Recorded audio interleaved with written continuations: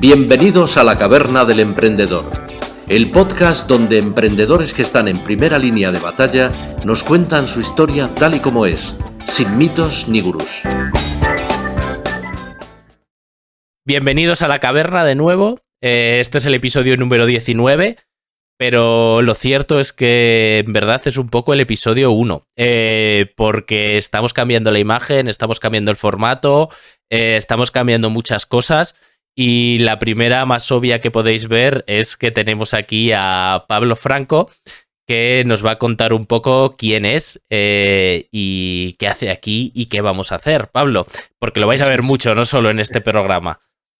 Claro, mira, por explicarlo bien y además por poner en contexto algunas de las cosas que nos pasan, vivo en un pueblín de 19 habitantes, me dedico a hablar sobre emprendimiento rural, básicamente a la divulgación. La conexión, os podéis imaginar, no estamos como si estuviéramos en el centro de Madrid, de Barcelona, de Valencia, de Zaragoza, aunque afortunadamente las cosas han ido cambiando. Me dedico a la comunicación desde hace muchísimos años y allá por el año 2013 me picó el gusanillo emprendedor. Empecé a hacer micronichos, a desarrollar mis propias páginas web en WordPress, luego pues las intentaba vender, a veces las conseguía vender y casi siempre no. Y seguí profundizando un poco por ese camino mientras seguía trabajando para medios de comunicación, pero lo del emprendimiento cada vez me tiraba más. Se me metió en la cabeza unar mis grandes pasiones, que se había convertido por un lado el emprendimiento y por otro el mundo del deporte, desde toda la vida.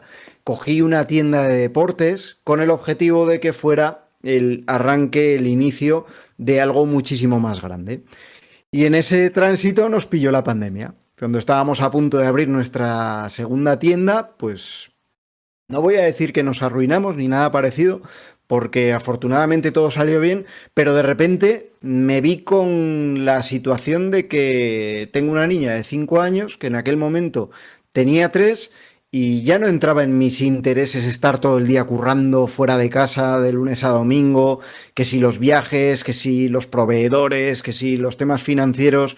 Yo ya no quería estar siempre fuera de casa. Tuve ahí un cambio radical de intereses, traspasé mi negocio y a partir de ese momento decidí que todo lo que yo montara tenía que ser llevado a cabo desde mi propio domicilio, permitiéndome trabajar y compaginar mi vida familiar. Y en esas estamos, con esa guerra desde hace cosa, pues bueno, de año y 4 meses aproximadamente.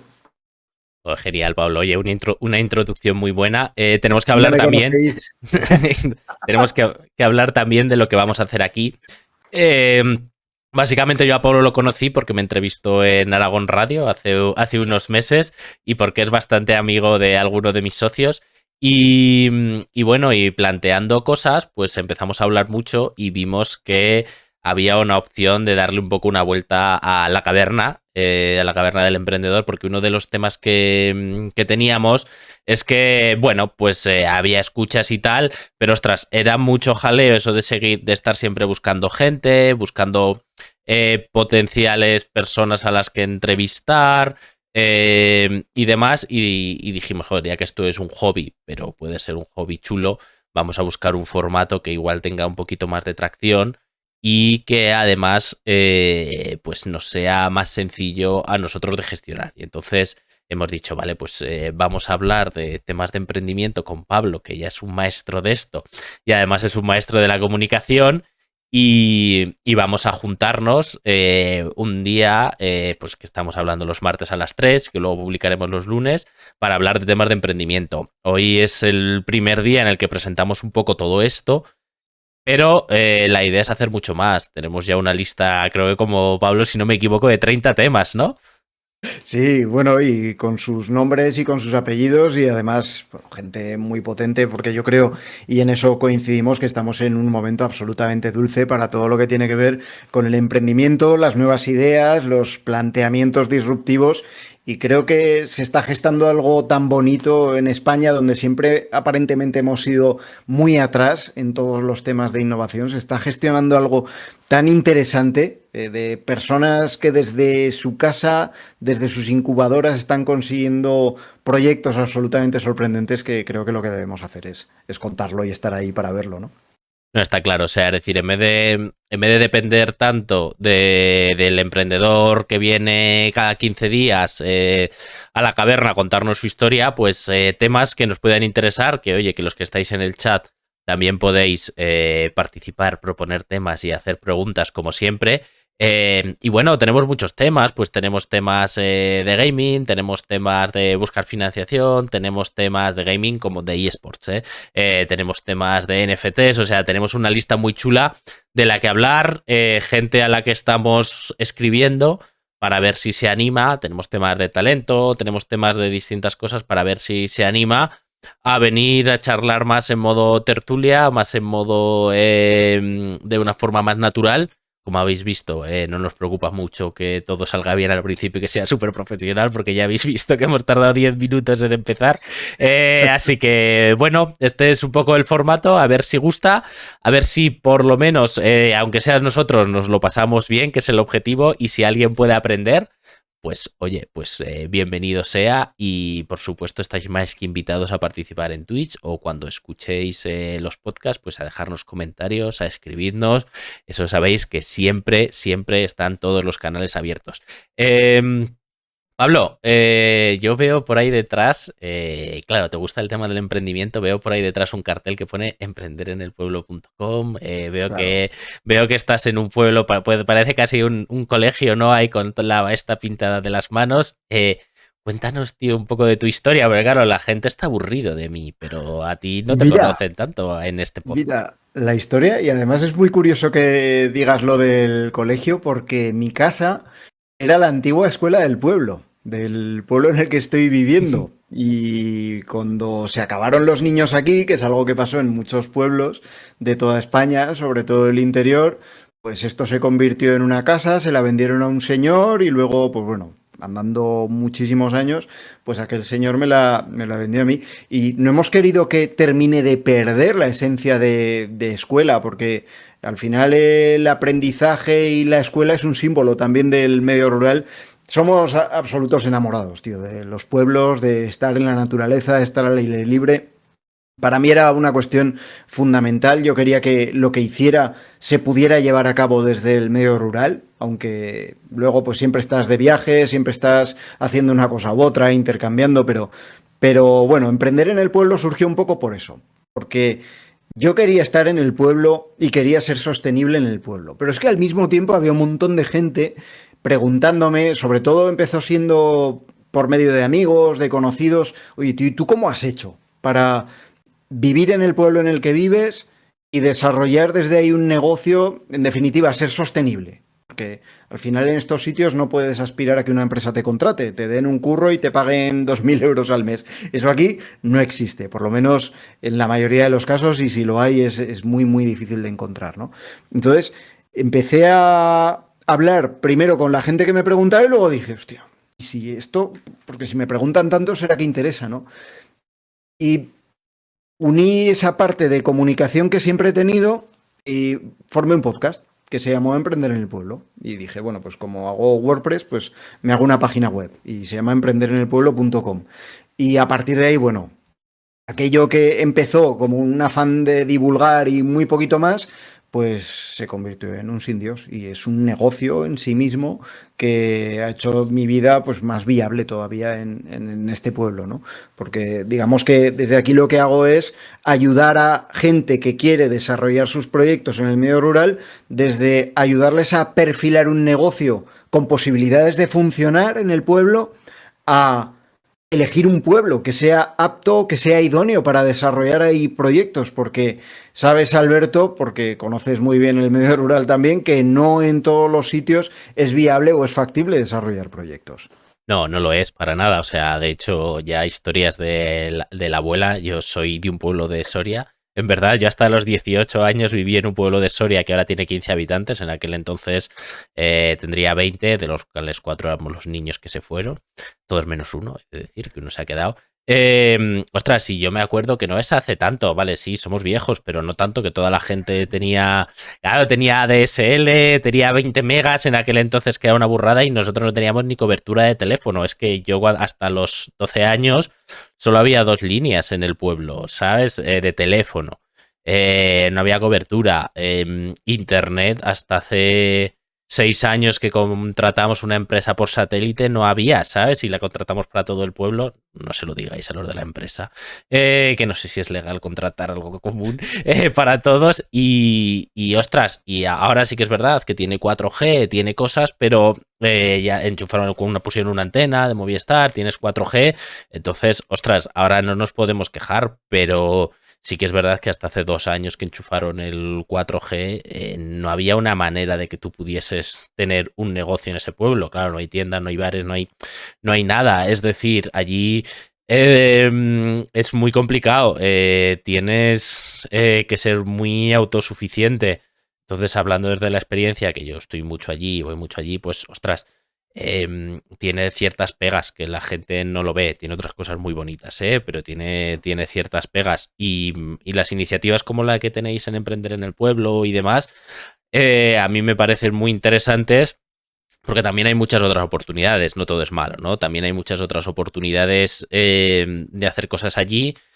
Y si conseguimos que llegue un buen internet, sobre todo, yo creo que es lo más clave, que los servicios sean más accesibles, pues ostras, entre pagar 400.000 euros por un piso en el centro de una ciudad y tener por 100.000 una casa individual en un pueblo nueva, pues hombre, ¿qué quieres que te diga? Esos 300.000 euros que te ahorras más los intereses de la hipoteca dan para mucho, en la vida de una persona. Ya te lo digo Pues yo. se nota que eres del mundo de las finanzas, ¿eh? ¿Cómo has pillado ahí de rápido el tema?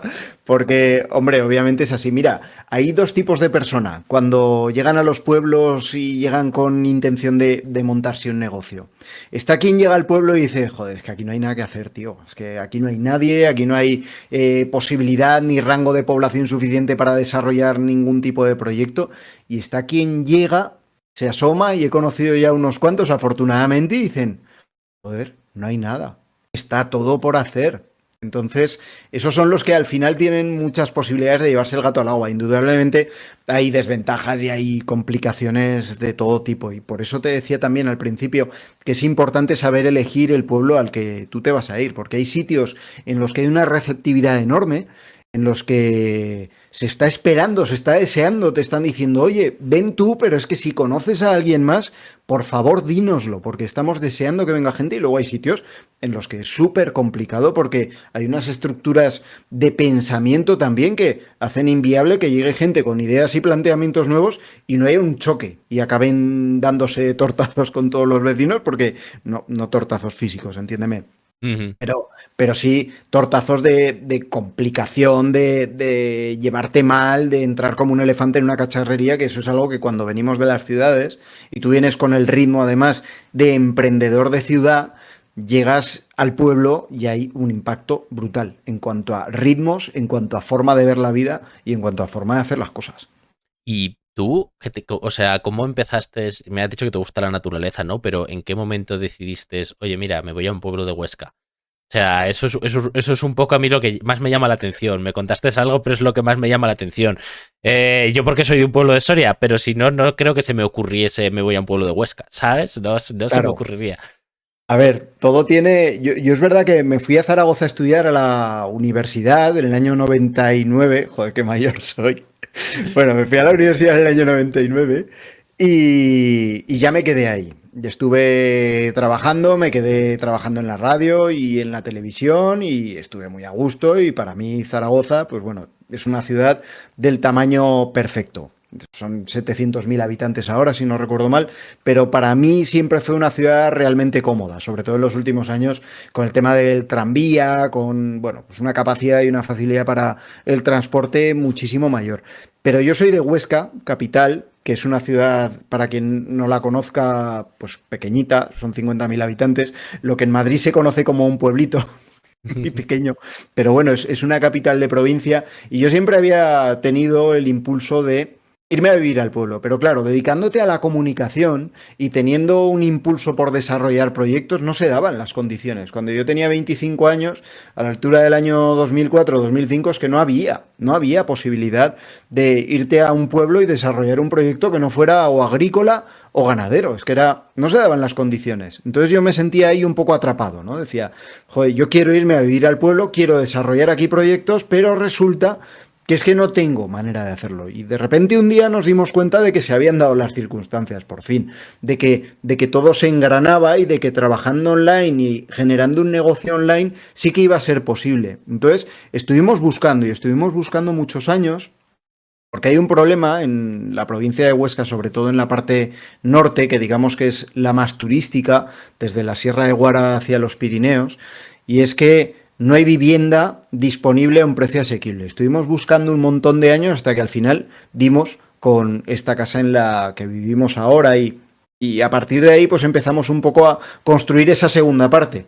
Nosotros teníamos nuestro negocio en Huesca Capital, nuestros negocios, yo uno y mi mujer otro, y empezamos primero viniendo a dormir al pueblo y conociendo bien a la gente, conociendo bien el lugar, viendo las oportunidades que nos podía permitir desarrollar ahí, después dimos el salto a montar el negocio ya desde casa. Al final yo hago un trabajo con el que podría ser nómada digital, por ejemplo, realmente, pero bueno, me permite estar estable, me permite estar en el pueblo. Tengo una niña pequeña y no me puedo ir, o creo que no debo irme a viajar por el mundo con ella y con una mochila y el portátil. Entonces digamos que mi trabajo, que podría ser el de un nómada digital, pues lo desarrollo en el medio rural con las mismas condiciones. Sí, la verdad es que es una historia muy chula que me llama la atención. Cómo eras capaz de hacer programas de radio, de hacer todo desde un pueblo. Está muy guay. Y entonces montantes, emprender en el pueblo, y ahora, además de todo el tema audiovisual que nos has comentado, de entretenimiento y demás, ayudas a gente a irse a los pueblos. ¿A cuánta gente has ayudado? ¿Tienes alguna historia por ahí que pueda ser chula? Me han pasado películas increíbles. Mira, esto empezó y además no lo busqué, y pienso que hay veces que yo era de desarrollar el plan de negocio, mi hoja Excel, mis fichas, mis plantillas, y nunca hacía nada hasta que no lo tenía todo perfectamente cuadradito, estructurado, y había hecho ya todos mis planteamientos, ¿no? Ya pueden ver los oyentes que hoy no ha sido así. Ya hemos evolucionado. Es que es una de las cosas que te iba a decir, que a veces las cosas surgen y hay que cogerlas al vuelo, te montas en ese tren y sigues a ver qué pasa. Cuando empecé con emprender en el pueblo, de repente me empezó a escribir un montón de gente. Para mí fue una situación estresante porque yo estaba produciendo mis contenidos para la radio, para la tele, para productoras que me encargaban y me siguen encargando cosas. Y lo de emprender en el pueblo, pues casi era un hobby, ¿no? Casi era un a ver qué pasa, un side project. Por ir desarrollando cosas y ir viendo a ver qué pasaba. Bueno, el caso es que me empezaron a entrar emails a mogollón. Yo tenía un número de WhatsApp de emprender en el pueblo que ya no lo comparto nunca porque aquello se convirtió en un sin Dios. Es que tenía...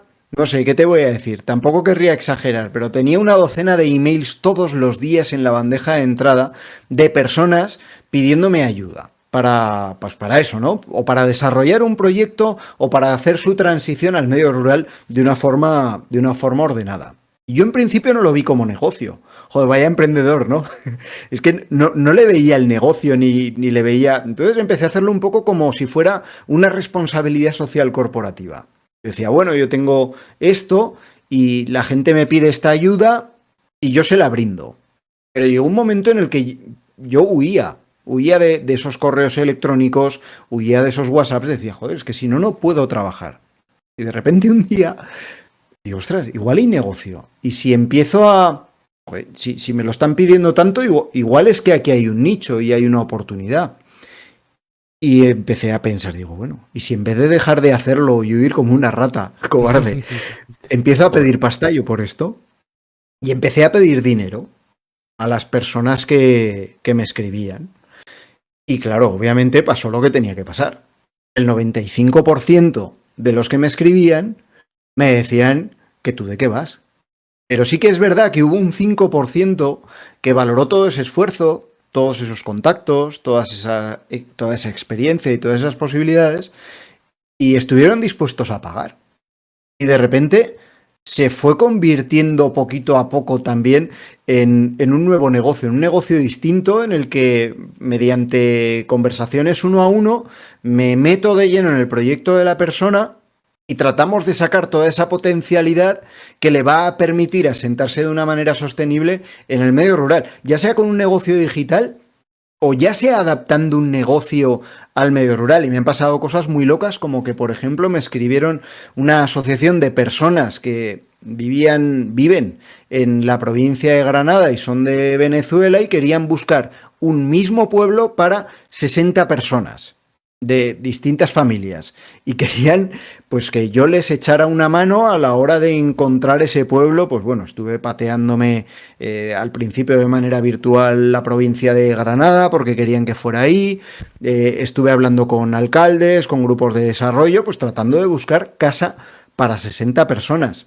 Y fue uno de los primeros proyectos que llevé a cabo. Afortunadamente, luego lo habitual que te llega pues son familias con un niño, con dos, con tres, o parejas jóvenes, o parejas sin hijos, que te dicen, oye, yo ando buscando una casa por este sitio, tengo este planteamiento inicial de negocio, échame una mano. Y bueno, un poco por ahí, ¿no? Ha ido derivándose en otro negocio, pero es que además, paralelamente, los ayuntamientos, por visibilidad que ha tenido esta historia en algunos medios de comunicación, pues también ha habido ayuntamientos que me han dicho, oye, yo quiero que me ayudes a atraer a esta gente que te pregunta por pueblos a los que ir a vivir. ¿Nos podrías echar una mano? Y de ahí también salió otra rama u otra pata del negocio, pues que yo no contaba absolutamente para nada.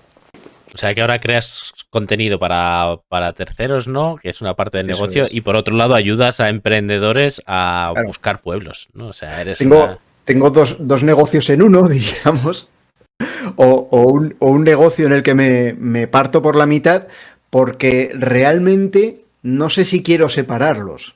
No sé si quiero dejar de hacer cosas o proyectos de comunicación, que es una cosa que intenté dejar de hacer, pero que pues que me persigue, digamos, porque siempre surgen clientes de ahí, porque al final son muchísimos años, y cómo renunciar, ¿no? a esa posibilidad. Si hay clientes que te siguen demandando tus servicios en un ámbito, y luego lo otro es que me entusiasma. Y es verdad que hay mucha frustración porque hay personas que se toman en serio ese proyecto común de ese asesoramiento, y personas, pues bueno, que lo hacen un poco por probar y tú te metes ahí a tope de lleno en su proyecto y luego ves que acabas tirando tú de la persona que te ha contratado, ¿no? Sí, ¿no?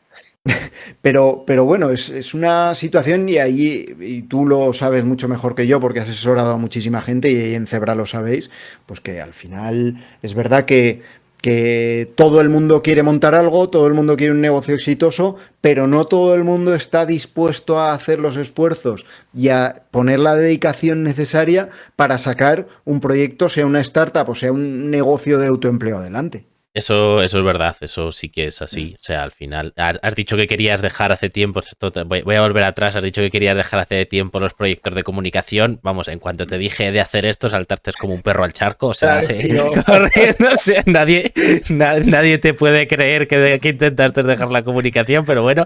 Y el tema que comentas es completamente verdad, o sea, hay mucha gente que quiere emprender, ¿no? Lo que yo llamo el onepreneur, ¿no? O sea, que quiere emprender eternamente, pero cuando le dices, oye, que tienes que ir a tocar puertas, oye, que hay que hacer no sé qué, oye, que hay que hacer muchas cosas que tú como trabajador por cuenta ajena o como persona que no hace nada, pues no haces, ¿sabes? Que no harías o que no te apetece o que no aceptarías. De eso hay miles. Entonces, un poquito, ya sabéis que en la caverna es esto de sin mitos ni gurús. Poquito es bajar al barro, al día a día, a ver la realidad y desmitificar que montar una startup no es tener desde el día 1 una oficina en el piso 20 de la Torre Picasso con un jacuzzi y vistas al Bernabéu. Que esto no funciona así, o sea, que tienes que tragar mucha mierda antes, que tienes que hacer muchas cosas.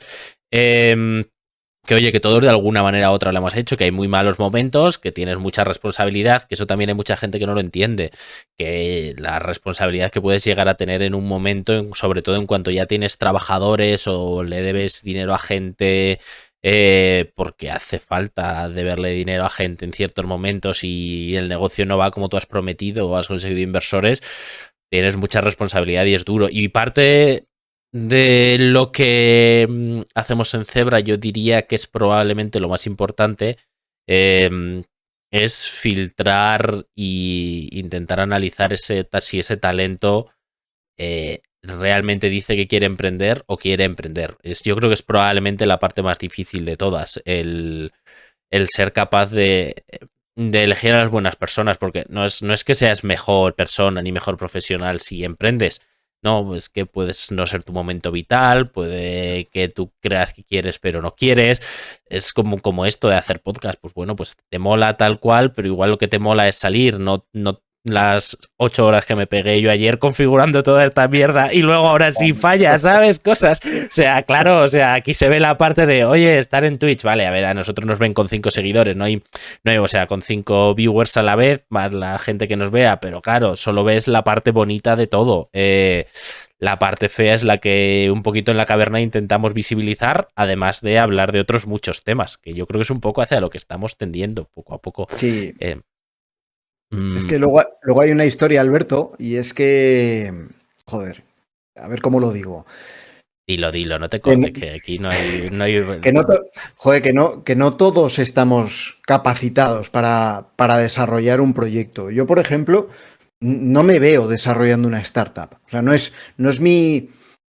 Creo que no forma parte de mis capacidades. Digamos que mi visión del negocio, aunque sí que es verdad que aplico y trato de aplicar metodologías innovadoras o metodologías que vienen del mundo de la startup, al final mi visión del negocio es la visión de un negocio, joder, muy tradicional, pero es que se ha generado ahí como un movimiento de que parece que si no montas una startup ya no eres emprendedor, que está llevando a que mucha gente que ni siquiera se ve, pero que el ambiente que le rodea por sus circunstancias le lleva, ¿no? Le va llevando al ámbito startup y pienso sinceramente que a lo mejor tú tendrás otra opinión distinta porque tienes una visión diferente y estás muy metido en el mundo startup, pero yo de verdad pienso que a lo mejor hay personas que se están planteando tener una startup que tener un negocio como autoempleo les iría como anillo al dedo y les generaría muchas menos preocupaciones. No sé tú cómo lo ves.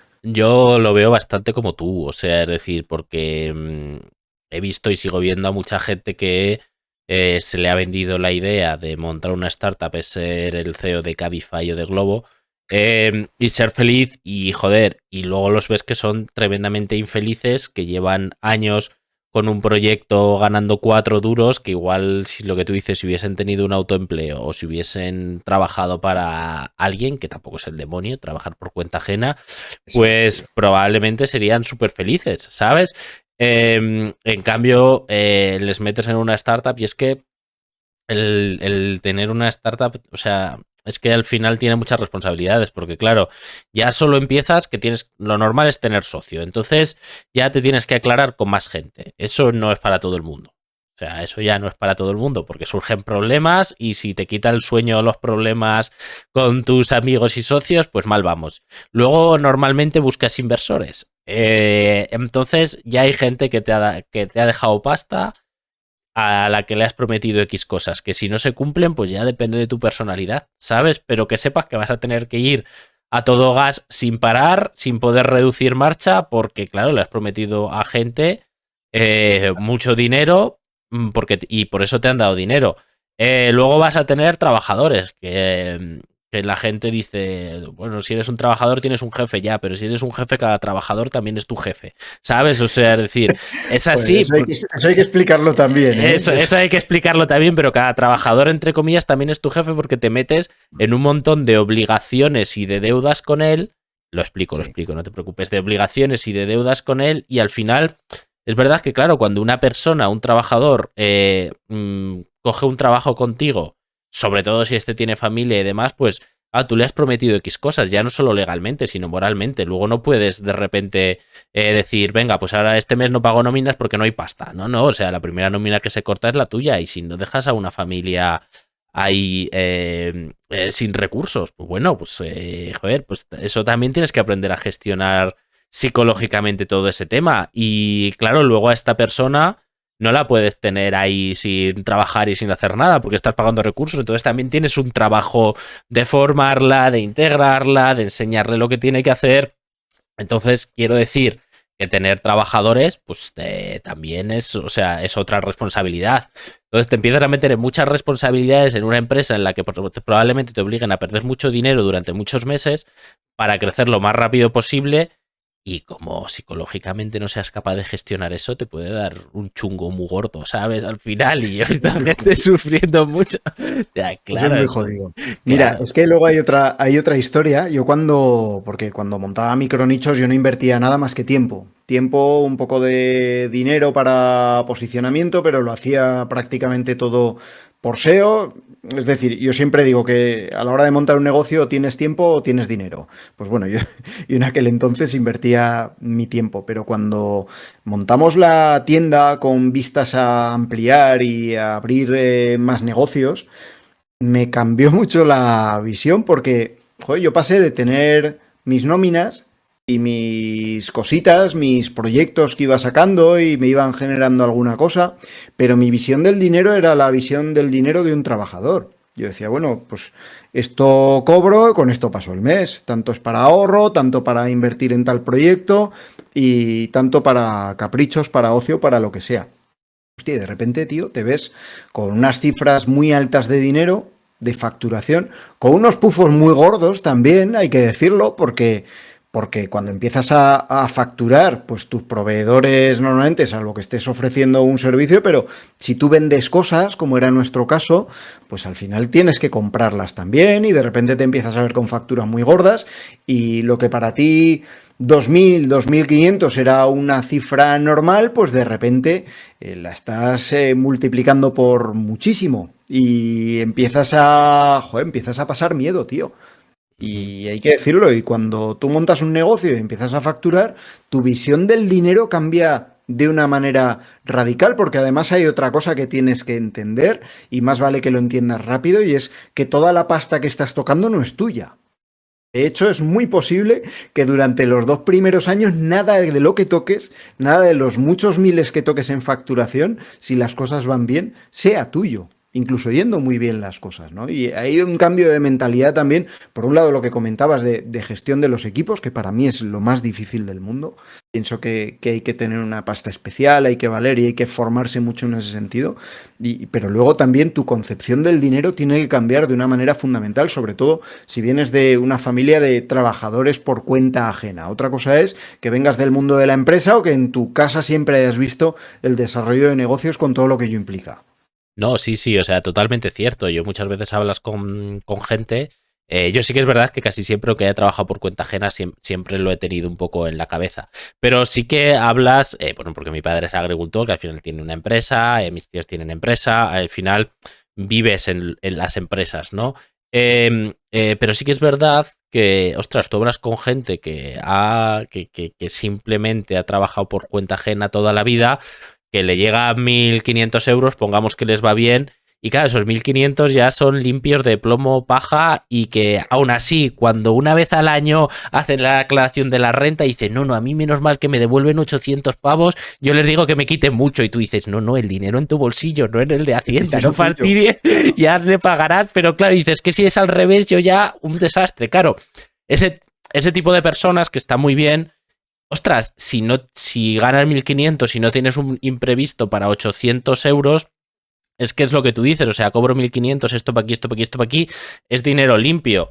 A ver, la parte buena de hacer negocios es que como se mueve mucho dinero, pasa mucho dinero por delante, o sea, si lo haces bien, pues hay muchas más posibilidades de que el remanente que se quede abajo sea bastante más grande que por cuenta ajena, pero también tienes el riesgo de que si lo haces mal, pues puede que el remanente sea muy negativo y no solo no ganes por trabajar, sino que pierdas un montón de dinero y te empufes.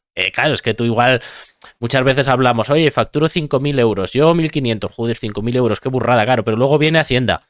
Luego viene la Seguridad Social, luego viene Hacienda otra vez, luego vienen los proveedores, luego viene Hacienda otra vez, luego vienen los trabajadores, luego viene Hacienda otra vez. Y al final, ¿sabes? Es como, vale, y ya está. Luego las inversiones, luego Hacienda otra vez. Al final, no sé, Hacienda, la mitad de los movimientos de las empresas son cobros de Hacienda. Pero bueno, al final, yo qué sé, pues te metes, dices, ostras, de 5.000 euros que me han quedado 500 eurillos.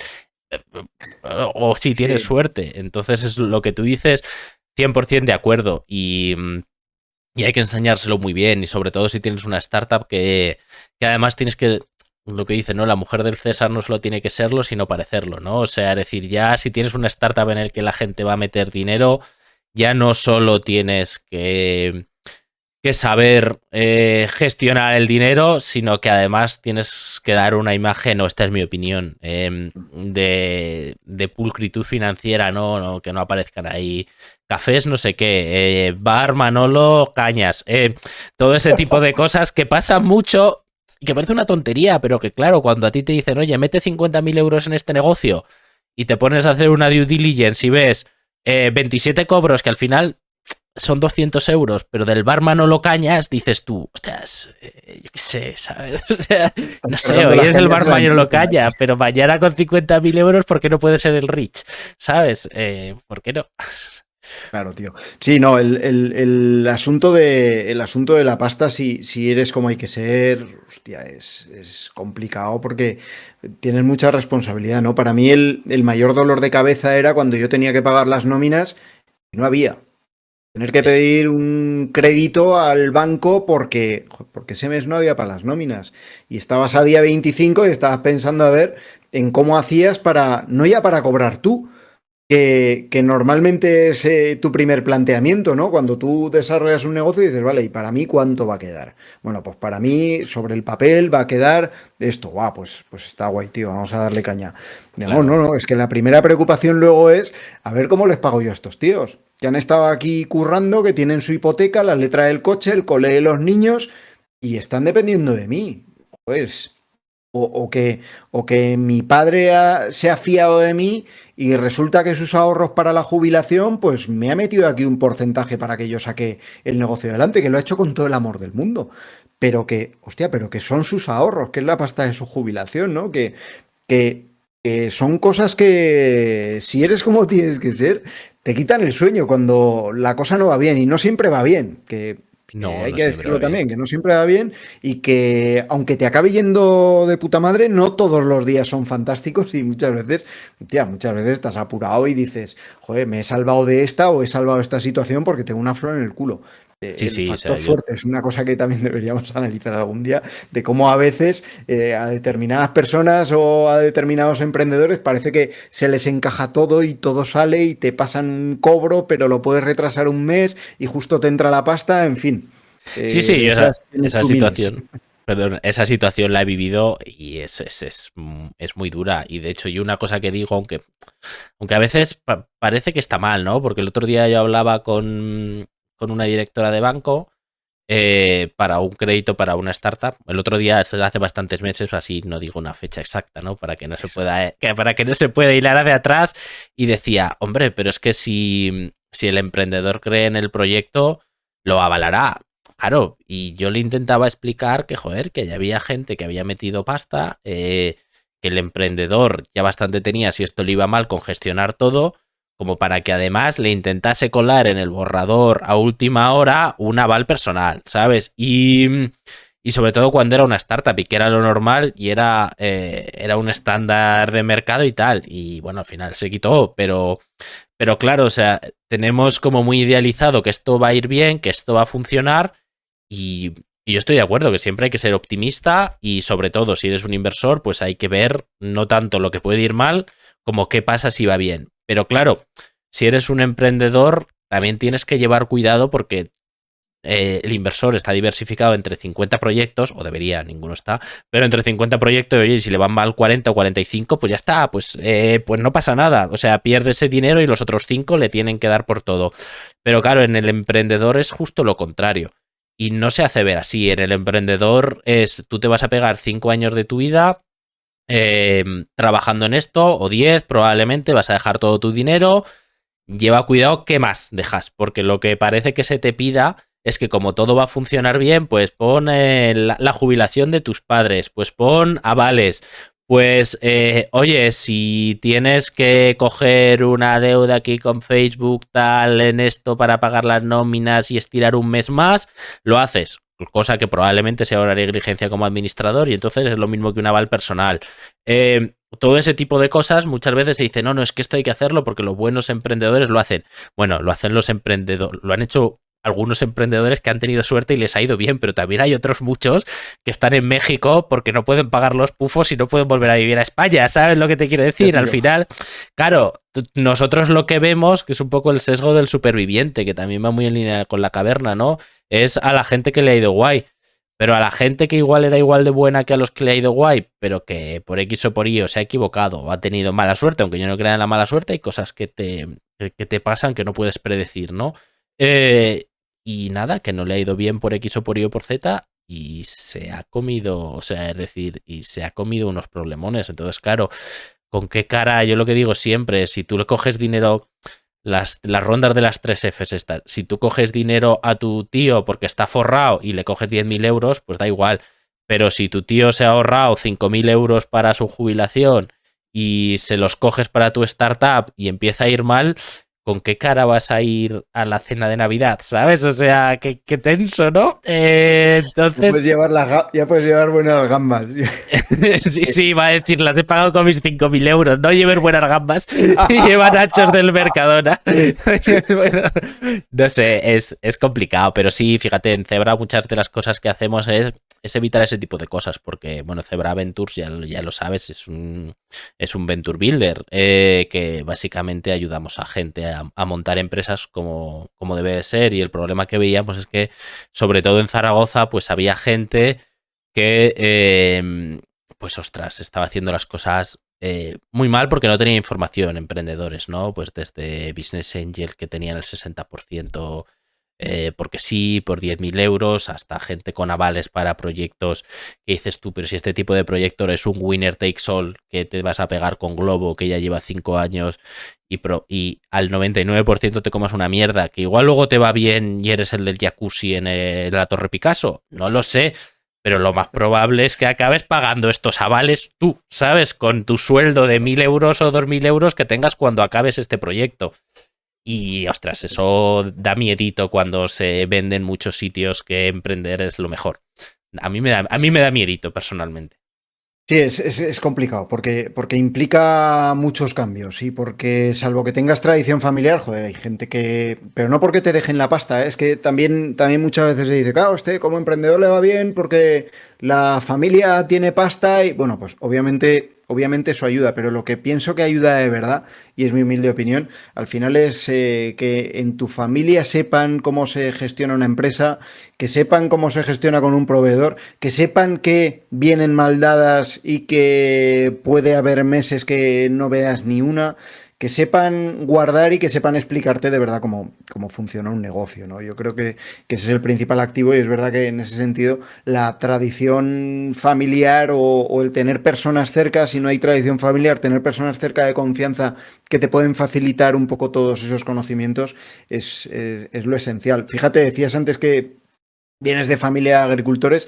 Yo siempre he dicho que en el medio rural no hay que explicarle a nadie lo de emprender. Me llamaron para impartir para dar una charla, para participar en un evento en una zona de la Sierra de Guara, con un montón de turismo, con un montón de agricultura de alto valor añadido.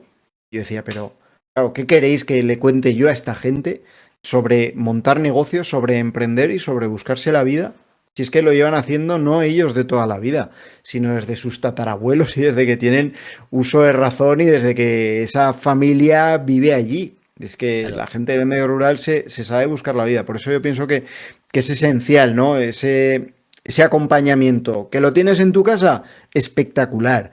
Que te lo tienes que ir a buscar fuera y da con vosotros, que le vais a ayudar con el tema financiero, que es fundamental, que le vais a decir, mira, a ver, este socio por aquí o por allá, o no te metas en este lío. Hostia, yo pienso que es fundamental para arrancar cualquier proyecto, independientemente de la experiencia anterior de cada uno, porque la visión desde fuera muchas veces nos proporciona cosas, y también la humildad para aceptarla nos proporciona cosas que de otra manera, por mucha experiencia que tengamos, no podemos pillar a la primera. No, está claro. Bueno, y en línea con lo que decías de la agricultura, más allá de que a veces salga algún agricultor en la tele que dices, madre mía, ¿este de dónde ha salido? Pero sí que es verdad que quitado eso, como negocio, y en general yo que lo conozco, es un negocio, entre comillas, que requiere una disciplina financiera brutal, porque tú vendes una vez al año, o sea, toda tu facturación es, entre comillas, un día al año, y luego con ese dinero tienes que hacer todos los gastos para que el año que viene puedas vender, tienes que mantener a tu familia y sobre todo no sabes cuánto vas a facturar, entre comillas, al año que viene, porque puede salirte bueno, puede salirte malo. Entonces, no estoy diciendo que sea más complejo que otras cosas, porque no, ni mucho menos. Pero que sí que es verdad que requiere de cierta disciplina, que creo que ayuda mucho en las startups. Requiere de cierta disciplina desde el punto de vista de previsión, que yo creo que es lo más claro, de previsión de cash flow, de cómo va a entrar el dinero, de cómo va a salir, porque son muchas empresas, o sea, la mayoría de las empresas mueren porque los socios se pegan entre ellos o porque no venden nada, pero hay muchas otras empresas que se mueren porque han sido simplemente unos paquetes gestionando el dinero, y es un gran porcentaje, o sea, es decir, porque han hecho crecer una cosa que cuanto más crecía, más dinero perdía, una máquina de perder dinero, como he escuchado yo muchas veces, y cosas así. Entonces, lo que tú dices, hay que tener cierta disciplina, y gente que te acompañe y te ayude siempre va muy bien, porque tú desde dentro estás enamorado, ves que estás vendiendo o ves que estás facturando, y facturar y vender no es sinónimo de facturar, y facturar no es sinónimo de ganar dinero. Ayudan, pero no son sinónimos. O sea, puedes facturar mucho, y ejemplos tenemos ahí. Y fíjate, ahora que estoy viendo la serie esta de WeWork, el WeCrash y tal, o sea, de empresas que facturan un montón y cuanto más facturan, más dinero pierden. Ejemplos al cascoporro de esto. Fíjate lo que está pasando ahora con Delivery Hero. Un montón de empresas que facturan mucho, pero que cuanto más facturan, más dinero pierden. Después, Sí, no, son negocios, al final es un negocio para el que lo lanzó, para el que vendió sus acciones, se levantó unas cuantas rondas, y aquello pues aquello se queda esperando al siguiente que pique, y cuando no hay nadie más que pique, pues se acabó la película. Es evidentemente así. Hay una parte de todo el mundo startup, y vosotros ahí en Cebra, Alberto, lo sabéis mejor que nadie, que va de eso, ¿no? Va de generar facturación, de ir haciendo el bulto grande, de ir generando deuda, porque como facturas un montón, tienes un negocio que factura una barbaridad, pues hay mucho de eso. Yo en pequeñito, cuando traspasé la tienda a un trabajador, claro, era un trabajador que ya era del negocio. Para mí era muy importante que quien se quedara al frente lo sintiera como suyo. Porque, joder, al final te has pegado ahí años de tu vida metiéndole todas las horas, y yo admiro a quien es capaz de coger y decir, oye, negocio levantado, esto rula, lo traspaso y me olvido y me da igual lo que pase porque yo he trincado la pasta. Yo admiro a quien es capaz de hacer eso, pero a mí no me salía, ¿no? Yo quería que la persona que se hiciera cargo le fuera bien, y que ganara toda la pasta que pudiera, y que encarrilara su vida un poco en lo material, ¿no? Era mi objetivo, y que ojalá dentro de 10 años yo pasara por esa puerta, por ese escaparate, y decir, qué guay, esto lo puse yo en marcha, ¿no? Pero claro, había que cambiar la mentalidad, tío, porque esta persona que se acabó quedando el negocio era vendedor. Entonces él nunca tenía bastante. Él siempre decía, es que me falta material, me falta material. Y yo decía, no te falta material, tío. Tienes el material necesario. Vender más no te va a implicar ganar más pasta. De hecho, ese vender más, dar más volumen de elección, tener mucha más referencia, lo que te va a generar es un problema de stock, de tener que reducir tus márgenes para poder sacar todo ese stock y recuperar toda la liquidez que has perdido. Y es un aprendizaje muy importante, porque cuando montas un negocio, aunque sea con socios, normalmente eres un vendedor nato. Cuando tú montas una startup, porque como además te enamoras, como bien has dicho antes, tú dices, no, estoy profundamente enamorado de mi negocio y además vendo. Y es una de las características que tienen todas las empresas que terminan funcionando, que la persona que lo promueve vende, pero hay que pasar de ser vendedor a ser gestor y además hay que saber cuándo hacerlo.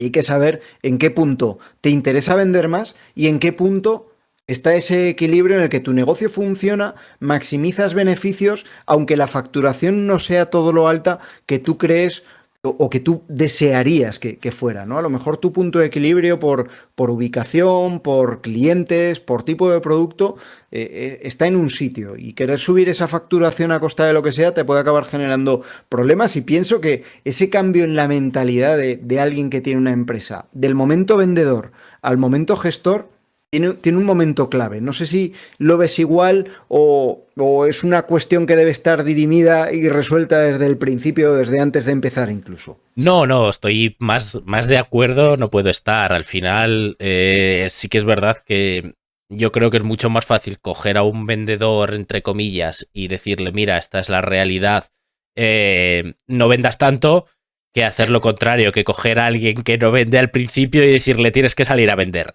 Es bastante más difícil eso, ¿eh?